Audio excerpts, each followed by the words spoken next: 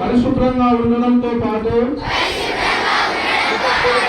పరిసరాల పరిశుభ్రత కోసం కొంత సమయం కేటాయిస్తానని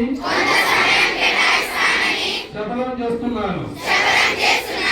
ప్రతి సంవత్సరంలో 100 గంటలు మరియు ప్రతి వారానికి 2 గంటల